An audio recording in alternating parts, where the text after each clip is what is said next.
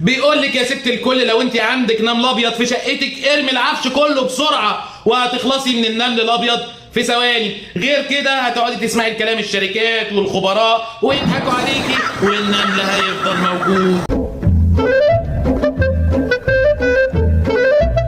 طب بس اسمعيني وركزي معايا يا ست الكل، اللي بيقول لك كده هيخليكي تدفعي فلوس كتيره جدا وللاسف الشديد مش هتخلصي من مشكله القرضه برضه. لازم تبقي عارفه يا ست الكل ان النمل الابيض ده آفة ذكيه جدا. الكام نمله اللي انت بتشوفيهم دول مجرد العمال اللي بياخدوا الاكل ويودوه للملكه تحت الارض عشان تاكل. يعني المستعمره الحقيقيه بتاعه النمل الابيض او القرضه مش ظاهره قدام عينك، دي موجوده تحت الارض او جوه الخشب بتاعك او جوه الحيطان والارضيات في اماكن انت مش هتعرفي توصلي لها. النمل الابيض ممكن تلاقيه في كل حته ويهاجم اي حاجه، الاساس الخشبي كله، كراسي، كنب، سراير، دواليب، وكمان الابواب وحلقان الابواب، وممكن كمان الورق وبعض انواع القماش.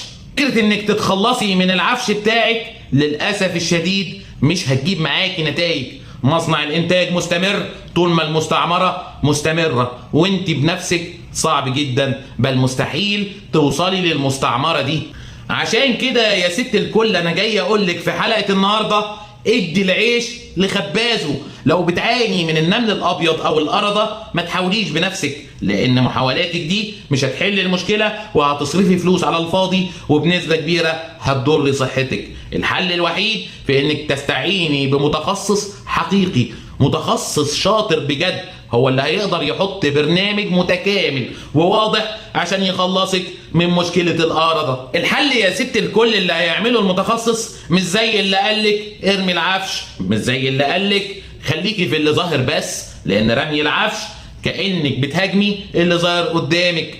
المتخصص هيعمل فحص دقيق جدا علشان يقدر يقيم الوضع ويحدد المستعمرة موجودة فين بالظبط، وبعد ما بيخلص الفحص الدقيق بتاعه بيقدر ساعتها يحط برنامج فعال يحافظ على صحتك. وده عنصر مهم جدا لان في طرق كتيرة في مكافحة الآفات ممكن ما نستخدمش فيها مبيدات اصلا وتخلصنا من المشكلة. وفي النمل الابيض في طرق واستراتيجيات علمية كتيرة جدا مش كلها بنستخدمها في نفس الحالة وفي نفس الوقت.